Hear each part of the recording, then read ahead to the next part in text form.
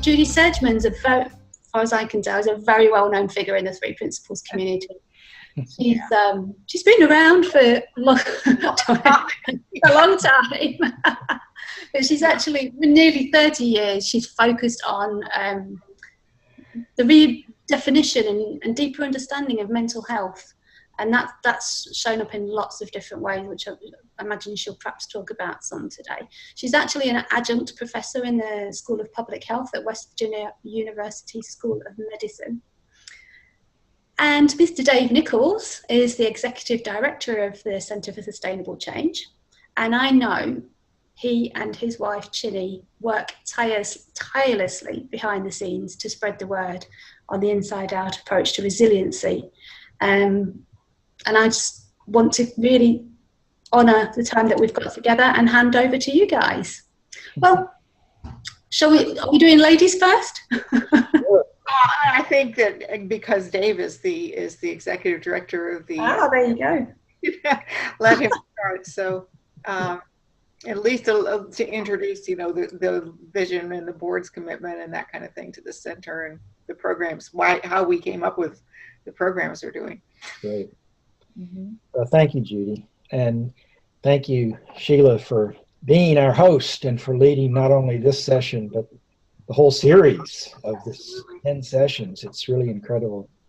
I was so excited to have heard the last session with our friend from Nepal, and she was just very articulate in sharing the heart of the principles, oftentimes without ever mentioning the words three principles, but deeply in her heart, to be able to share how it had impacted her and how she's impacting her community. I'd like to share just a bit, and I've shared this with Sheila as we were preparing for the telesummit. It's the way that we look at Center for Sustainable Change is not as a place or a thing or even a group of people. We are looking at Center for Sustainable Change mostly as verbs, as actions. And we would like for you who are on the call to be able to think in terms of Center for Sustainable Change as an opportunity for you personally to be able to center and center for change, which is what we are about. Every moment of our life is different from the preceding moment, and the next one will be as well. Mm-hmm. But that in that process, as we center for change and recognize and accept that change, we can see the wisdom and connect with the universal wisdom that is actually leading us step by step through this life.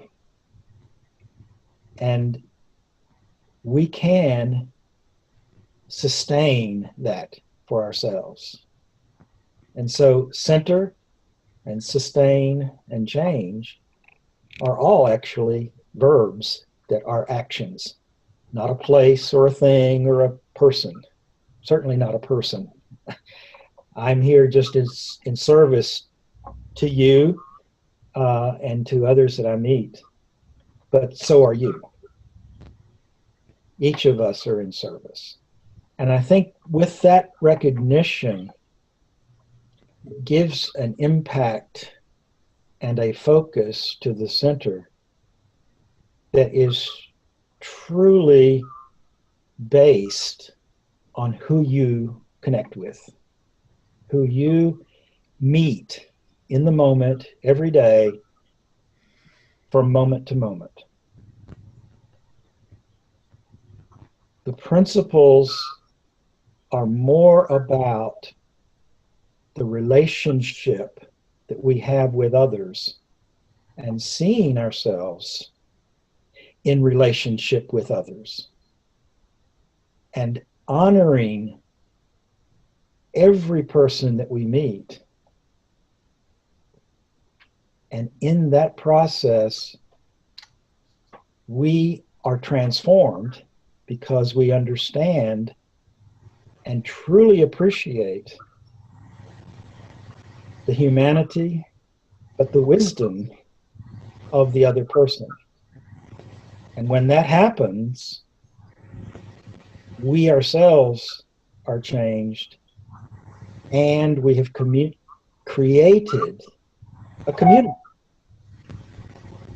And so at Center for Sustainable Change, our goal is to meet you where you are and to find out your passion, your goals, and how you personally are seeing the world right now, and supporting you in any way that we can to take the step of sharing the principles where you are. That is how the center sees itself in relation to communities across the world. And what we're going to be speaking about today, I think, addresses that in ways that we're going to share some of the events, some of the structures, some of the classes, those kinds of things that we've developed at CSC. But all of them are with the aim of connecting with you, the individual, and with whom you meet, and the ways in which you connect with them, so that this message is shared. So I just want to set that pace, I think, for not only this session, but for all the sessions we have, and for all the classes that we have, and the other webinars, and the teaching at WVU, and all of these things, to give that kind of base to what we're about. We don't have gurus who are teaching a lot of things. We are trying to connect with you and bring your wisdom to the front. So, can I pick it up, or? Please. Okay. Well, I'm actually I'm a contractor with the Center for Sustainable Change. I spend probably a third of my time on center projects, and I have I see clients individually, and I also have a pretty involved schedule with two organizations, one with that serves veterans through a court program, which provides them the opportunity not to go to jail if they engage in a veterans program, for which I'm the mental health component. And the other, a program for girls in another court program who have been arrested for prostitution, who have the opportunity not to go to jail if they participate in a year-long program, for which I am also the mental health component. So as my daughter says, you're working with all the jailbait that nobody wants to work with, but they're all just great people, and that's how I see it. They're just wonderful people, and they're just like the rest of us, only they made a mistake and got caught, and that's what happens. So, it was a big shock to me, though, when I got involved first with these programs, which I realized that I was, in their minds, I was part of their punishment. So I had to kind of get past that and realize that, that's what would happen if your alternative to going to jail was to go to all these required things, including my group. That would be part of your sentence. And So we just laugh about it now because I just told him that. I said, I'm a little bit, it's never been this way before. Normally people see this as kind of upbeat and happy. So I hope you don't feel punished for too long. Yeah. So anyway, that's kind of a summary of what I'm up to right now. The clients I see individually are mostly abused women or women that are struggling with life situations through the Women's Resource Center, which serves women in need. And so I'm kind of like, I kind of, at this point in my life, having worked with corporations, various types of organizations, individuals in all walks of life, the university, the academic system, I just kind of thought, you know what, I want to work with some of the people that are pretty much forgotten by the mental health system because they can't really access quality mental health services given where they are in life. And I felt like, we need to talk to them.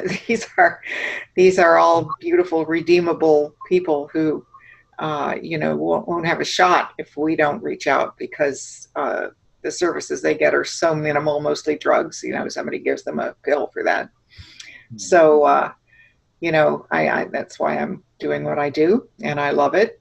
And then through the center, what I do is I'm facilitating a program we have called Awakening Community Circles, Global Community. And this is a program we surveyed everybody that was on our mailing list to ask them what topics they're working with in terms of sharing the principles with others.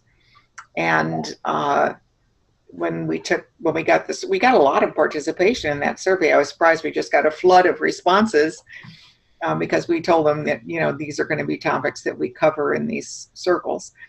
And so we have an array of topics that are timely and apparently of interest to people in the broader community because of the work they do. And they're weekly phone calls, an hour and a half, and people just call in, and it's a Zoom call right now, so everybody can see everybody. It's very informal. And so we've talked we've talked about a few things, but in the last conversation, everybody said their biggest problem was now bringing people together to talk to each other because of the climate, the political and the emotional nature of the political climate across the world right now. There's so much ugliness and division that people are having a really hard time communicating about anything, when they're kind of like, you have to test the water to find out where the person is politically before you can even engage with them. And so we've changed our whole schedule. And for the month of May, is it May or is it April? April. I'm sorry. For the month of April, we're going to be doing a whole different topic that's called How Do We Talk to Each Other, kind of life according to the principles. Because, of course, what Dave was saying to me is the key is we have to look past every difference we see as a thought we've created. So you can create anything. I could have created thoughts about the people I work with. Oh, gosh, they're criminals. Should I be afraid? Do I want to be in the room alone with them? Or these girls are, given the life they've had, they're probably pretty tough. And, and if I had those thoughts in my mind, when I walked into a room of people, I wouldn't see people. I would see my idea of what those people themselves are thinking and doing.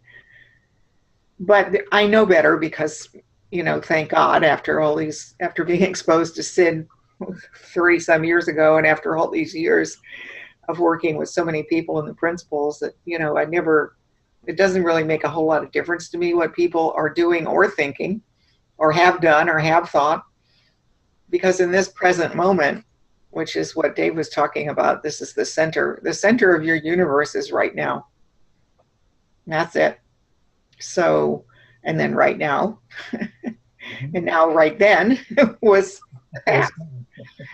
So it's that way. In every given moment, we are who we are in that moment, what our thinking is bringing us in that moment. And in my experience, people get people in systems, people who are entrenched in any system, whether it be the school system or the government or, a corporation or a sorority or whatever. The people who've gotten into a system, what they've done is they've fixed certain thoughts in their mind that conform to that system's way of thinking. So the world they identify with their system. Sometimes people in the mental health system identify with their diagnosis. So you ask somebody, who are you? And they'll say, I'm a schizophrenic, instead of telling you their name. I mean, people actually do that. And if you've never worked in a mental health system, you might not know that, but people actually become that way. They just identify so much more with what's wrong with them or their past than they do with the present moment, that they don't even mention their given name unless you push them. I've seen that with my veterans. I'll ask them to introduce themselves, and before they say their name, somebody will say, well, I've been picked up on DUI and drugs now for 15 times. That's not who they are. They don't know that. So we've really adopted the idea that the thoughts that we carry around in our heads, because they are reality we're experiencing, that those thoughts are the end all and be all, and we forget where they came from. And it's it's almost, I tell people, it's sort of like sometimes you go in your refrigerator and you see a bowl of something that's turned green and you can't remember what it was before it went bad. And what you got to do is kind of scrape the surface. Oh yeah, that was that stew. And I said, we're trying to kind of scrape the mold off and get down to, the real humanity beneath the surface. I'm famous for using everyday kind of examples, but and that's really what we all do to ourselves. We kind of, we identify with our mistakes, our problems, our shortcomings, our fears, the thoughts that we have that are most, that get our attention most because they're frightening or upsetting or concerning. And we forget that beneath that, in the quiet center of who we are, is just the spirit that makes up thoughts. Mm-hmm. Absolutely. And our goal always is to help people to see, first of all, how to get back there themselves when they get caught up in other people's stuff, which we can easily do. When you work with troubled people, you can really start getting into their stories. And then how to awaken that in other people without engaging their intellect or frightening them. And I guess if I were to say something first, I'd say without engaging the intellect is the most important. Because a monkey could memorize the 3 principles. It's not exactly rocket science to say mind, consciousness, and thought and define them, but it's meaningless. It's meaningless. And it's funny because I've been monitoring a lot of conversations that take place there's a zillion 3 principles Facebook pages now, and every once in a while I flip through and just to see what people are talking about. And there's so much conversation about what should we call it? Calling it the principles isn't a good idea. And, I don't want to talk about the principles because it puts people off. And, people who are having these conversations are caught in their intellect. Because who cares? When you get in a room with somebody or with a group of people and you're at peace within yourself and calm, and you're really looking at these people with love, the pure love that comes from uncontaminated thought, you say something that is right for that moment. Whatever that is, and it doesn't even make any difference what it is. I can remember the first conversation I ever had with Sid Banksy after I moved out to La Conner. I'd seen him at some conferences, but I'd never really talked to him personally that much. Just met him, but so he found out I was moving out to La Conner, which I did in 1989, and he called me. He got my number from Pransky's, and he called me, and he said, so how are you liking your house? And I said, oh, it's really pretty. I rented it, without even seeing it, just from a newspaper ad, but it turned out to be just like everything in La Conner. It was really pretty, but anyway, it was really pretty, and it had a pretty view, and I was really thrilled with it. And I particularly was sitting in the kitchen on the phone with him, and I said, I really like my kitchen because I like to cook, and the kitchen is really well put together. It's a nice kitchen for somebody that cooks. So he says, oh, good. He said, I'm so glad you want to cook. He said, because I'm thinking of making pea soup. Do you make pea soup? And I said, yes, I do. My mom had a wonderful pea soup recipe, and I make her recipe. And he said, so tell me your recipe. So I didn't even blink an eye. I just told him my mom's pea soup recipe and the secret ingredient, which was mint. Mm-hmm. And because she always stuck a mint leaf in, and which he had never heard of doing before. So he was all excited because he had herbs and he was going to use his mint now in his pea soup. And we got in this whole conversation about pea soup, and I got off the phone and I was just exhilarated. And I had no idea how a conversation about my recipe for pea soup with this person I had hardly knew could leave me feeling exhilarated, but it was all in the feeling. It had nothing to do with the pea soup. It was in the feeling that he brought into every interaction he had when he was in that state of mind. He wasn't always, none of us is, but when, it was that the depth of feeling and the absolute 100% presence that was even translatable on the phone. It was stunning. And that's what we bring to the table when we're at our best. And at our best means calm, clear-headed, and remembering that it's not about us. The more you think about yourself, the harder life gets. And so that's kind of the direction that we're trying to take people. We go topic by topic, and people share different things that have worked for them, but it's never the technique. That's the point. It's getting deeper than the technique to realize. I think the important thing to realize is the unbelievably creative things that people do when they're at peace and really present with somebody, and they're really listening and they really see what's up. And, I guess I was very lucky when I first got involved in the principles, because I got involved through a person who was my client in the business I was running, Bill Pettit, who was a doctor, psychiatrist who happened to live where I lived. And I had the privilege of sitting in with him sometimes when he was working with people. And it used to astonish me, some of the crazy stuff he said to people. And he wouldn't mind my saying that, because he would be the first to admit, I never know what I'm going to say. But I mean, things that you would think, oh my gosh, is he going to get away with that? And yet he was so there with people, so in that moment in touch with the person he was working with or looking at,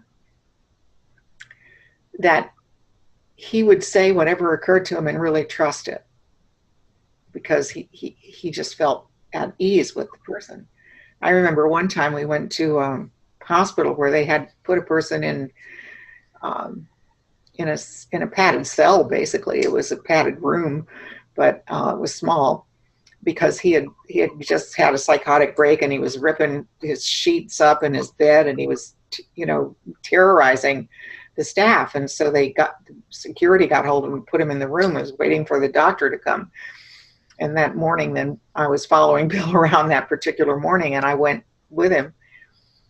And you could see, there was a glass, you could see into the room from the outside through a little window in the door. And he looked in, and there was shredded paper all over the room, but the guy was kind of half asleep in the corner of the room. And Bill said to the nurse, open the door. And she said, oh, I can't do that because I'm scared. And Bill said, well, look at him. He's half asleep in the corner. He's exhausted. Just open the door. I'm going in. And the nurse says, oh, I don't want you to go in there. That's the only time I've ever heard Bill say that. He said, unfortunately, I'm the doctor. Open the door. And she's coming in with me. And the nurse was like freaking out. But so we both walked in there, and the guy apparently there had been magazines in the room in case he was looking for something to do, and he just shredded them. And there were pieces of, but you could see that it had been magazines once you got in there. And so Bill goes and he taps the guy on the shoulder and he said, so you've been doing a little light reading, I see. I can't believe it. He picks up one of the shreds and he says, oh my gosh, he said, you catching up on ladies' fashion? Catching up on the news? He's picking up all these little pieces and catching what the magazine's about. And the guy looks up at him and he says, are you nuts? Actually, I'm your doctor. The guy says, am I nuts? And Bill said, no, nobody's nuts. It's okay. It's so funny. He had like instant rapport with that guy. Instant rapport. And the guy was harmless. I mean, he sat there quietly, and actually Bill brought chairs in. He went out and got chairs, and so he wouldn't have to sit on the floor. And he talked to the guy, and the guy said, I don't know what happened to me. He said, I just lost my mind. I and Bill explained to him what happens to us. It's very simple to understand. Sometimes we get carried away with certain thoughts and we act on them as though they had a life of their own. And if they happen to be really violent and mean, we can do terrible things. But there's a way to get beyond that. And the guy says, well, that'd be great. Nobody really wants to be that way. They just don't know they have a choice. That's right. So, and I've thought about these things. I mean, I could have told you a zillion stories. I'm going to stop telling stories on Bill. But what I learned very early on in my experience with the principles is that you can talk to anybody if you talk to them with respect and love and say what comes to mind when you're real in that state yourself. And it doesn't matter what you say. You don't ever have to talk about mind, consciousness, and thought. You don't have to talk about anything theoretical. You just talk about life. And we're talking about life because of our grounding as people, because we know where it comes from. It always comes out right. You're not going to tell somebody, well, no wonder you're so upset. That guy hurt your feelings. That wouldn't occur to us unless we're upset ourselves. So you can count on, once you see the principles at work in your own life, you can really totally count on everything that comes out of your mouth when you're in a calm and loving, deep, centered state to be consistent with your understanding, no matter what it is. Doesn't matter what it is. It'll be okay. But that's the trust that we're all looking for. The trust we're looking for, in awakening a community of people. What you're awakening them to is the fact that when you're grounded yourself, you can't really mess up your life. Mm-hmm. You really can't. I mean, because you catch yourself before you get too far down the mess up road. Mm-hmm. So, but there are many, many, many, many, many metaphors in which you can work. It doesn't make any difference where you work. When I was at West Virginia University, I was kind of an oddball faculty member because I was highly amused by all the politics of academia. And I didn't care what people said. People said terrible things about me all the time, and I didn't care. And but I was always entertained by it. I remember one time I'm not going to go into the details, but there was a big thing about, people didn't like what we were teaching and they thought it didn't belong in an academic institution. And they had a meeting about it. There was a meeting to try to get me off campus, which didn't work. I was there for 13 years, but until I left voluntarily myself to move to Florida. But so I was, sitting in my office, and my department chair called up and he said, I was wondering if you're going to the meeting today. And I said, what meeting? And he said, gee, I thought you would have known about it because you're the topic. And so he told me the time and place, you know, which he apparently wasn't supposed to do, but then he did because he was a good person. So I went, and I was sitting in the back, but several people noticed that I was there. And a lot of people were coming to my defense, which was very thrilling to me.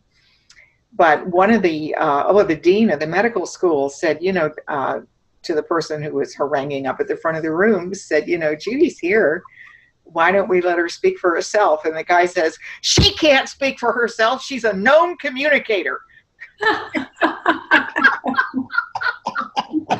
I started laughing. I couldn't help myself. I mean, they're having this really serious meeting, and this guy is just mad as hell. And he says that. And I'm dying back there. I just couldn't stop laughing. It's the craziest thing anyone's ever said about me. So anyway, so I didn't get to speak, but it's okay. You know, everybody now knew I was a known communicator. So that was tantamount to being a known communist back in the 50s. Yeah, back I was like, that's right. So here we are, we're all teachers. This guy.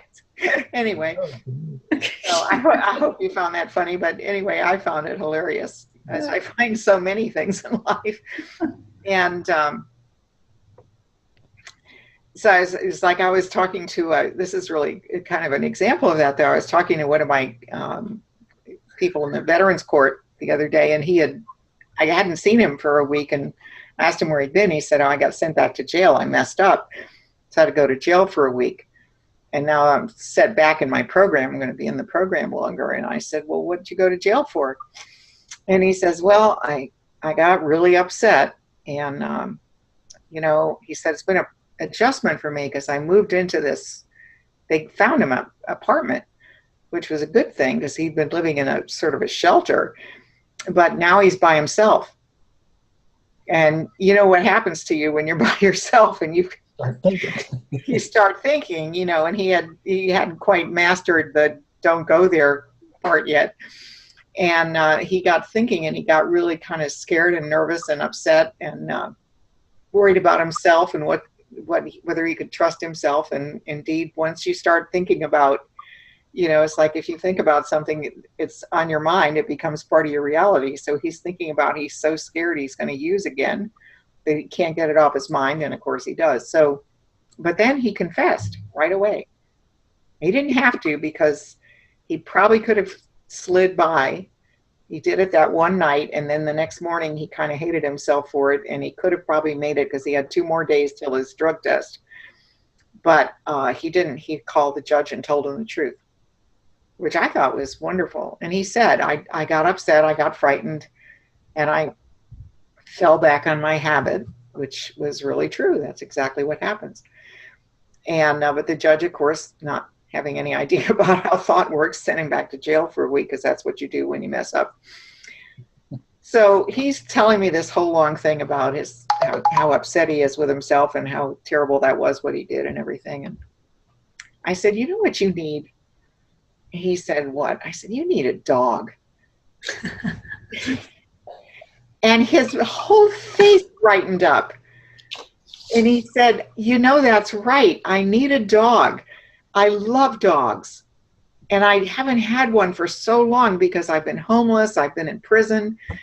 But he said, if I'd had a dog, I would have never messed up, because I wouldn't want to leave my dog with nobody to take care of it. Yeah. And he said, I had a dog my whole life growing up. And he said, I can get a dog now because I'm living in my own place. I'm like, okay, you know. So he was going to ask the judge if he could get a dog, which you have to let them know everything you're doing. But I'm sure the judge will say yes. But I don't know where that came from. You see what I'm saying? It's like, I just trusted. I mean, what if he'd been allergic to dogs or hated dogs or bitten by a dog or something, but just kept occurring to me, this guy would be so much happier if he had a dog, you know, because he's lonely. He's used to being in prison. It's very noisy. There are a lot of people there. A shelter, very noisy, a lot of people there. Now he's in his quiet little apartment. Nothing happening. He has nothing else to think about but himself. and he gets into his self-centered, worrisome thinking. So I won't see him again until Thursday, so I don't know if he got a dog or not. But, you know, I mean, that's what I mean by saying what occurs to you, you can trust it.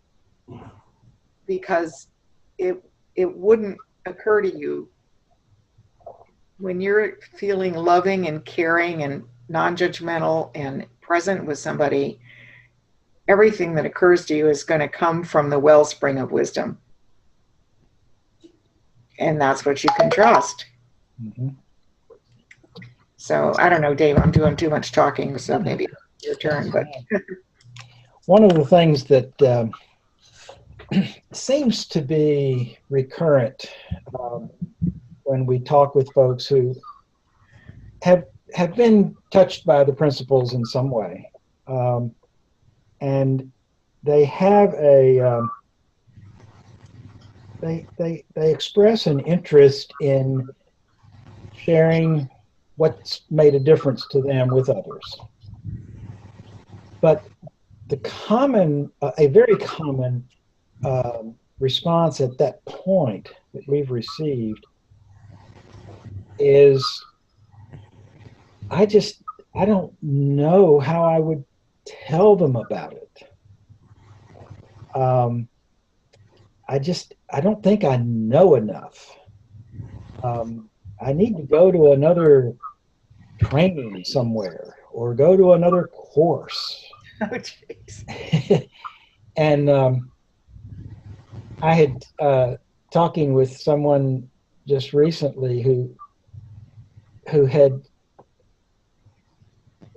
been touched by the principles personally and knew in his heart, in his continual thinking, how meaningful this would be if he could share this with some of the veterans in his community.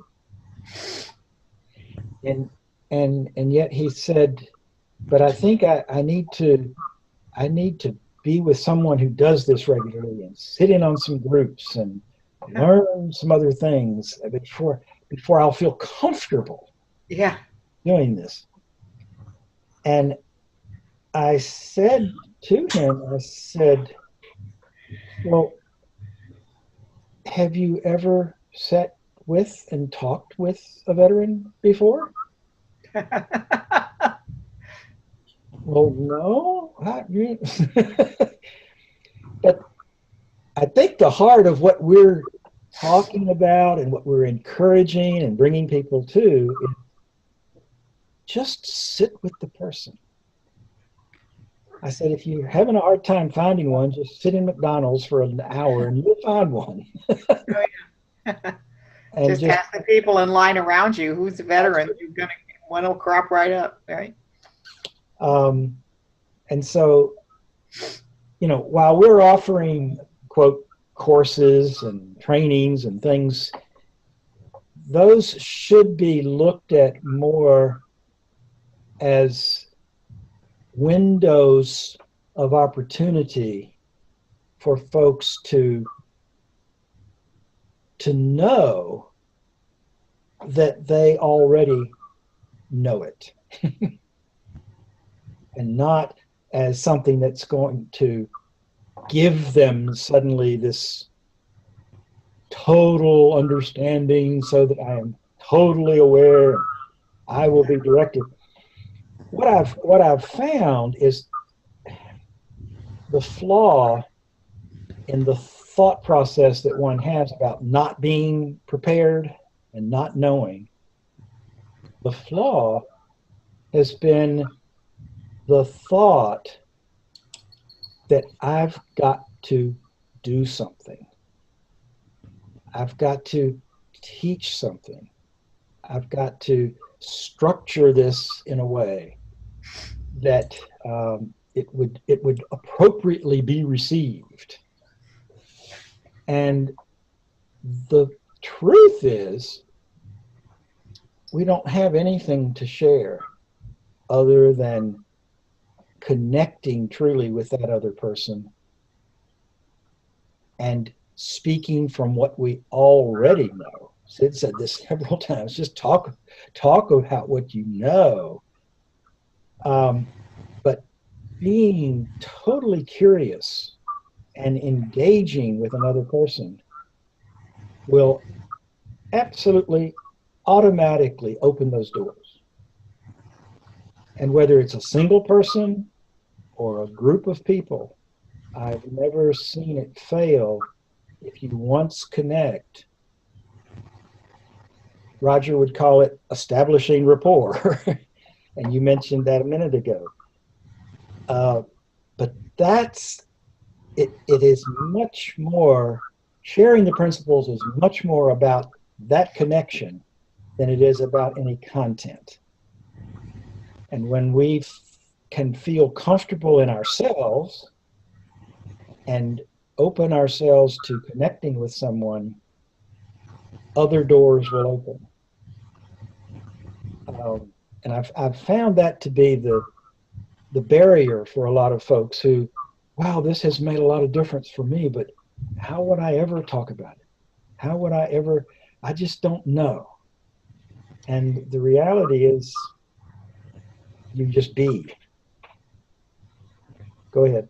I was going to say, Dave, you know, if you were to ask such people, well, what did somebody say to you that did it for you? They wouldn't be able to tell you. That's right.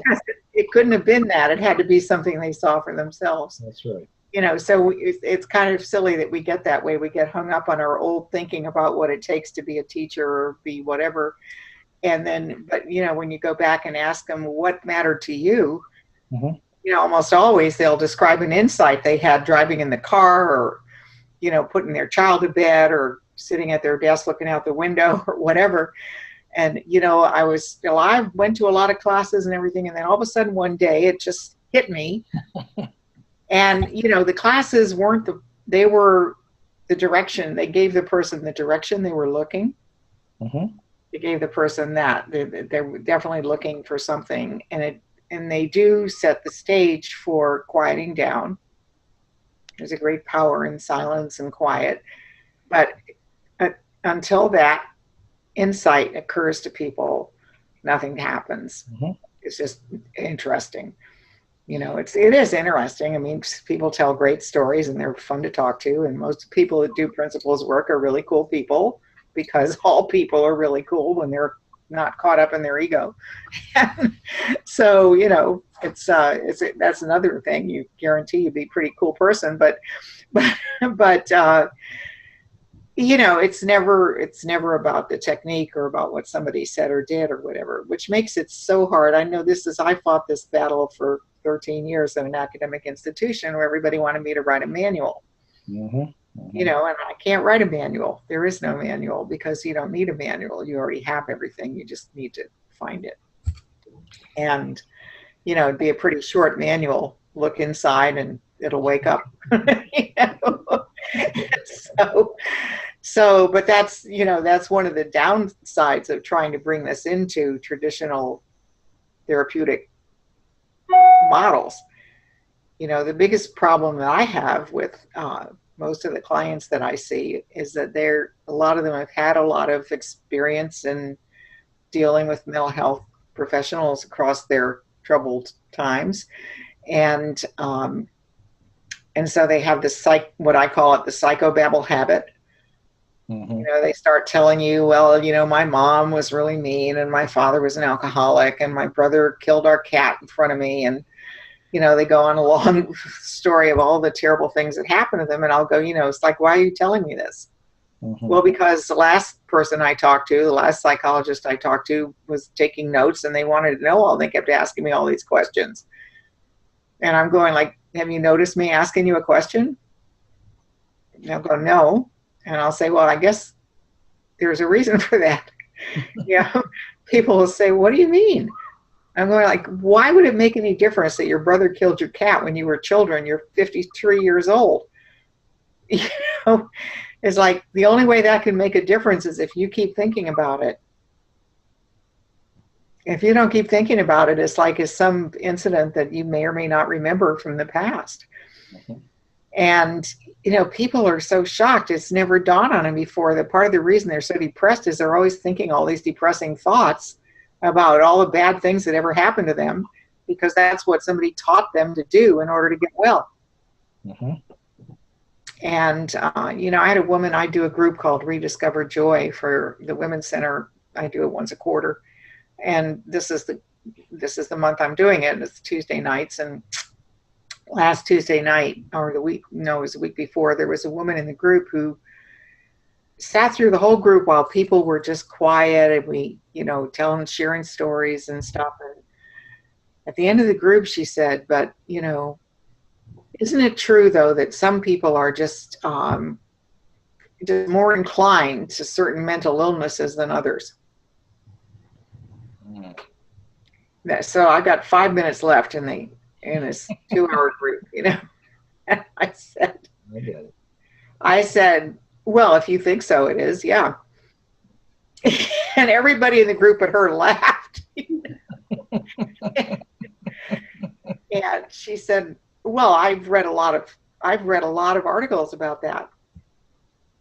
And so, I'm that's why I think that, because I read a lot about mental illness, and I know a lot about it. And I said, well, it's interesting. And I said,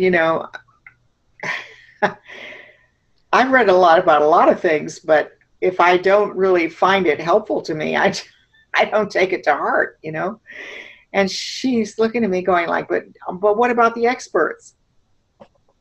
And I said, look, there's only a couple minutes left in the group, and I don't want to get into a big harangue with you, but I just want to tell you that there's only one expert on you, and that's you. Okay. And everybody's different. And so you can read all you want about other people. It's not going to help you to learn about you. And, it's really funny because she saw that for some reason that struck her. Now, it could have not struck her, but it did, And the next week she came back and she said, yeah, I'm really sorry about that question I asked. Don't be sorry. It's nothing, there's no bad questions. It's just that we can get so caught up in all the things we think we know about life, and all the things that other people have told us, and all the things that we think we're supposed to do, and miss the moment. Mm-hmm. That's all they're doing then, is missing the moment. She was missing all this insights other people were sharing, and because she was thinking about, that doesn't conform, to my ideas about what's wrong with people. So it's just a matter of catching ourselves at that. One thing that I think that people, I guess everybody that teaches probably knows this, that there's tremendous power in silence. Mm-hmm. And I know when I was teaching in classrooms, not graduate school, because they already know to be quiet when the teacher comes in, but when you're teaching high school students or younger, you can yell at them till the cows come home, and that just stirs them up. But, if you just stand there quietly in that space of non-judgmental, quiet space, it quiets down. Mm-hmm. It just does. That's the gift that really great teachers have, is they know that. Mm-hmm. And what that really is the spiritual essence of that teacher, like a incense candle, kind of infusing the room, kind of waking people up to, wait, yummy, yummy, yummy. What am I talking? Why am I even doing that? Mm-hmm. I think one of the things that's occurred to me is, and I think this was even listed as our topic, if I'm not mistaken, something was to think globally, but be local. Yeah. And I think I'm reminded of someone that was on a call with us a couple of years ago, who was a health nurse educator in a woman's prison, and she had done this for several years,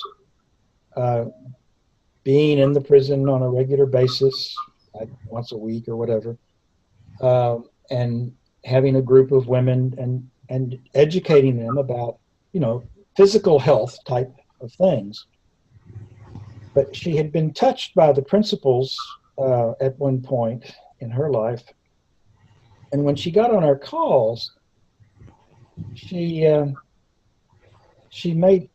the question, she said, I just have this recurring thought that maybe there could be some way that I could introduce this to the women at the prison. And but I don't know how I'd ever do it, and whether I'd ever get permission, and what would I do once I got there.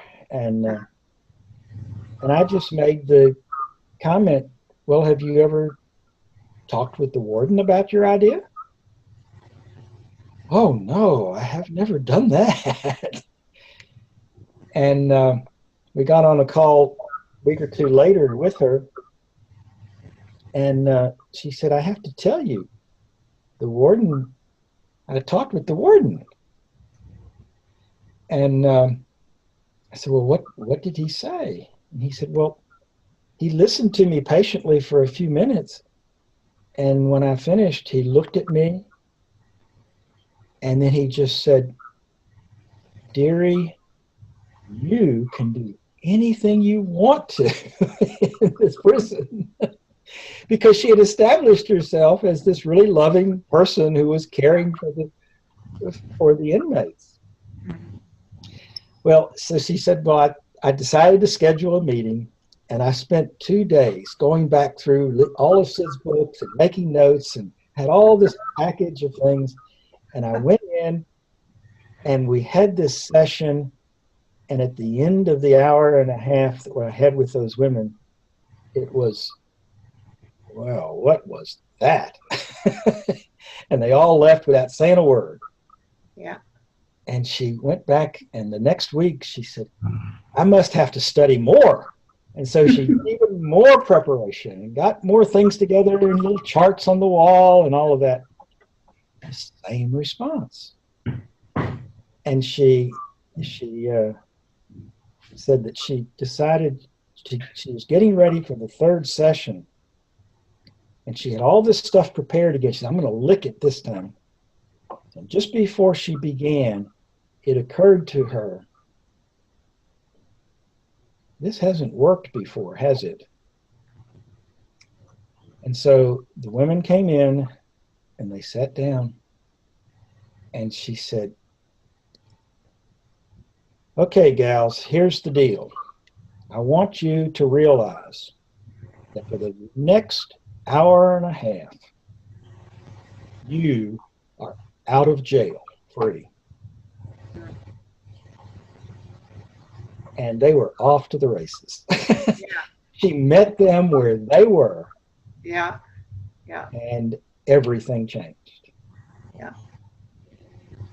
And so sometimes I think we can see the picture because it's made a difference in our lives of, wow, wouldn't it be great if every psychologist and every governmental official and every organizational leader in the world understood this understanding, how great this life would be. But we forget that that's never going to happen unless we take the step and sit down with the veteran or meet the inmate where they are. That's the connection that we're about, is helping people see that's the next step. Mm-hmm. That's the next step. Yeah, and I think we've been talking, without saying the topic, about acting locally starts with you. Mm-hmm. You're local, and your locality is a place people are drawn to when you're at peace. Mm-hmm. And then you can think beyond yourself to your immediate circle of influence, whatever that might be. Now if you were the the senator of your district, you'd have a much bigger local community than somebody who's doing work with the PTA. But nonetheless, you have the same power to affect other people who affect other people. It's like ripples in a pond. But because the effect arises from the feeling that that person sees in themselves, which then opens their minds to insight, you don't know what they're going to do with it. Mm-hmm. You just don't know. I mean, people used to say, well, you're teaching all these graduate students. Have you tracked what they've done with the principals? Well, they weren't in my class to become principals practitioners. They were all becoming doctors or public health. They had a professional path. They got a lot out of my class, and I assume that it affected their way of being with the people they interacted with in whether they became hospital administrators or, internal medicine guys or rural practitioners or surgeons, that if they changed and they were living in a peaceful state of mind and coming from a loving, caring place, they would affect other people. Mm-hmm. They didn't have to teach them the principles to have people say, wow, that was really great interaction with my doctor, and I suddenly realized, wow, my life is better than I thought it was. You don't know what people are going to realize. And you can't make it happen. We can't make people do it our way. It kind of bothers me a little bit. There's a lot of people out there now who are kind of the renowned teachers of this work. There's certain, we could all name the 5 or 6 really famous people, and everybody's trying to be like them. So they think, oh, I'll just follow that person around and I'll go to all of their classes and then I'll learn to do it the way they do it. But the thing is, there is no way. And you can't be like anybody but yourself. When you're trying to not be yourself, but be somebody else, you're in your thinking about yourself. That's your ego. Mm-hmm. That's not the genuine human being speaking from the heart, from what occurs to them in the moment, because it's the right thing to say. And you're not teaching that. We're not, it's like, I think that's probably disappointing to people. Think, oh, I can develop a system and the principles and make a lot of money, but I'm sorry, that's just not what it's about. It doesn't work that way. But you can help a lot of people to find it in themselves, as long as you have the humility to know that next week they could be light years beyond where you ever thought you'd be if they have a really profound insight. You never know. I remember Sid, that's the other thing I remember thinking was people, years ago when there weren't that many people involved in this work, and Sid was kind of the thing, that people were always talking about Sydney Banks. And that was never his choice. That would not have been Sid's preference. He preferred, the reason he talked to people all the time was hoping they would just pick it up and do something beyond. But, I remember Sid, when I first actually physically met Sid, it was in Berkeley, California, and he had just come back from Hawaii, where he had left Salt Spring, his home, where he loved that island and he loved everything there, and he'd been doing these groups, and then suddenly all these people from all over the world were congregating on his lawn and intruding on his life, and they were looking at him, because that was the era back then when he first started, of Ram Dass and all these famous gurus that were, people were following them around the world. Sid just disappeared, and only his very closest friends even knew where he was. He went to Hawaii.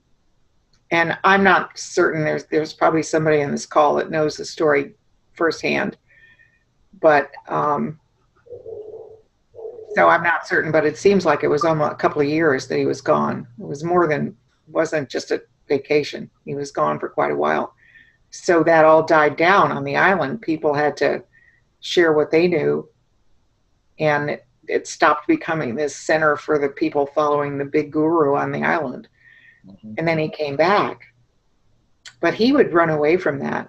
You know, we started something at West Virginia University, which he was a little reluctant about, but the dean talked him into it.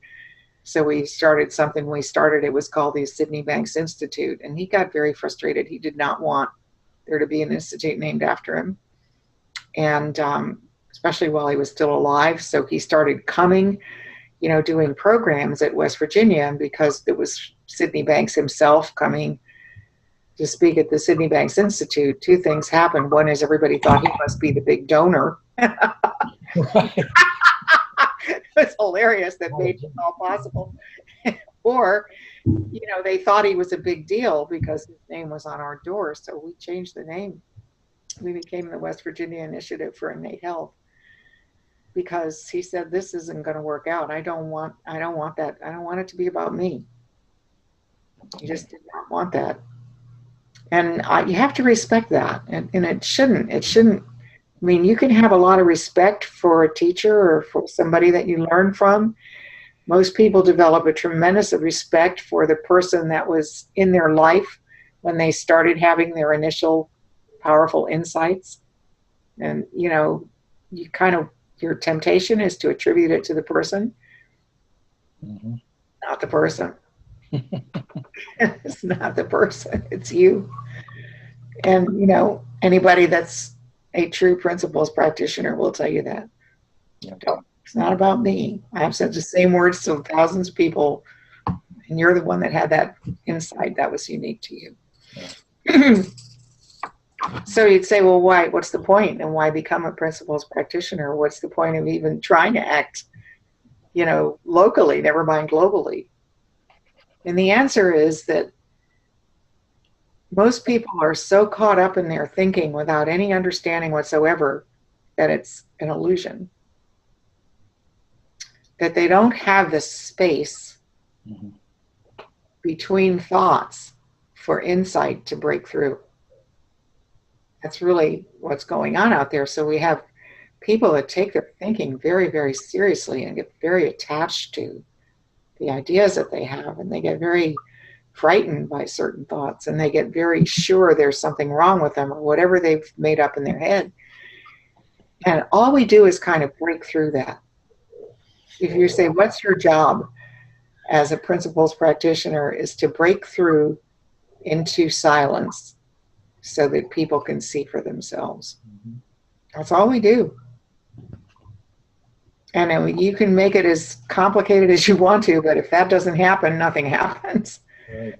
You know, so that's the thing, is you start putting up charts and graphs and, you know, a lot of content, which I had to do. I was an academic. I had to teach things, but I knew in my heart that that was just an opportunity to bring the feeling into whatever I was doing, and not take it too seriously. You know, not to give detailed quizzes on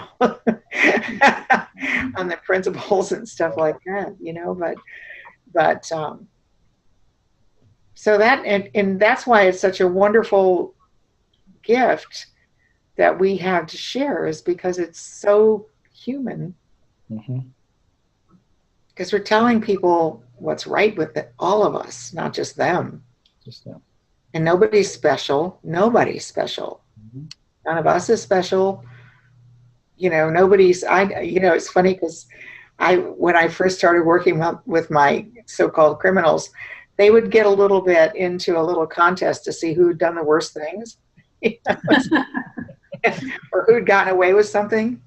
And I'm like, you know, you guys could do this all you want. I still don't see anything wrong with you. So shut up, you know, you can keep trying, but it has no effect on me whatsoever, because I just don't take it seriously. Yeah. You know, I'm not the judge here. Can't send you to prison. And if I were the judge, you wouldn't have to go to prison.